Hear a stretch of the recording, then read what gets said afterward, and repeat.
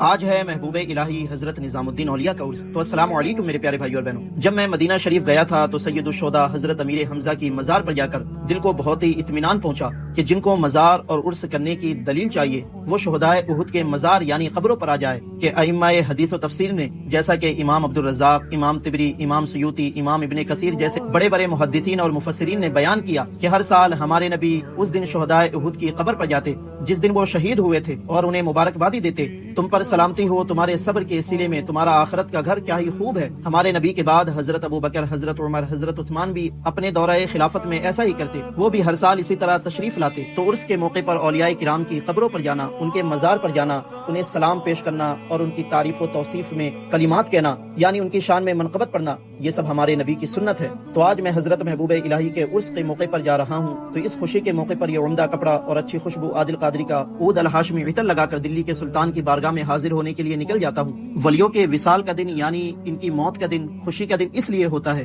اس دن کو عرس ہم اس لیے کہتے ہیں کہ حدیث میں آیا ہے کہ جب منکر نکیر قبر میں آتے ہیں تو سوال و جواب کے بعد مومن سے کہتے ہیں نم کنومت العروس، سو جاؤ دلہن کی طرح جسے اس کا سب سے محبوب شخص ہی اٹھائے گا۔ یعنی جس طرح ایک دلہن کی نئی زندگی کی شروعات ہوتی ہے، اسی طرح مومن کی مرنے کے بعد ایک نئی زندگی کی شروعات ہوتی ہے۔ اور دلہن کی طرح سونے کا مطلب یہ ہے کہ مومن اپنی قبر میں راحت اور اطمینان کے ساتھ رہے، جیسا کہ ایک دلہن شادی کرنے کے بعد اپنے شوہر کے کمرے میں رہتی ہے۔ تو اس حدیث سے عرس کا ورڈ آیا ہے کیونکہ عروس عرس سے اخذ کیا گیا ہے۔ اس دن کو خوشی کا دن ہم اس لیے کہتے ہیں کہ یہ دن ایک مومن کے لیے، اللہ کے ولی کے لیے خوشی کا دن ہوتا ہے، کیونکہ اسی دن وہ اپنے رب سے جا ملتے ہیں۔ اور مومن کے لیے موت ایک بہترین ایسی خوشی والی زندگی کا نام ہے جہاں اللہ کا دیدار ہوگا۔ تو طریقت کو سمجھنا ہے تو اولیاء کرام کی زندگی کو پڑھو، نہ کہ مزار پر جاہلوں کی طرف سے ہونے والی جہالت کو دیکھ کر اللہ والوں سے دور ہو جاؤ۔ پھر قرآن کی تلاوت کر کے، صدقہ و خیرات کر کے، فاتحہ کر کے، ان تمام چیزوں کا ثواب حضرت نظام الدین اولیاء کی بارگاہ میں پیش کیا جاتا ہے اور الحمدللہ محبوب الہی کا لنگر کھانے کو ملتا ہے۔ ویسے دلی میں تو ہر کوئی محبوب الہی کا ہی صدقہ کھا رہا ہے، کچھ کھا کر ہم جیسے لوگ الحمدللہ ان کے گن گاتے ہیں اور کچھ کھانے کے بعد انہی پر بھونکتے ہیں۔ خیر، اپنے اپنے نصیب کی بات ہے۔ یہ وہ مقدس ہستیاں ہیں جن سے محبت کرنے کا اللہ نے خود حکم دیا ہے۔ جس نے میرے ولی سے محبت کی اس نے مجھ سے محبت کی، جس نے ان سے بغض رکھا اس سے میں اعلان جنگ کرتا ہوں۔ تو یہ مرتبہ ہے اللہ کے ولیوں کا، اور حضرت محبوب الہی تو اللہ کے وہ ولی ہیں جن کی ولایت ان کی حیات سے ہی ہر ایک پر واضح تھی، واضح ہے اور قیامت تک واضح رہے گی۔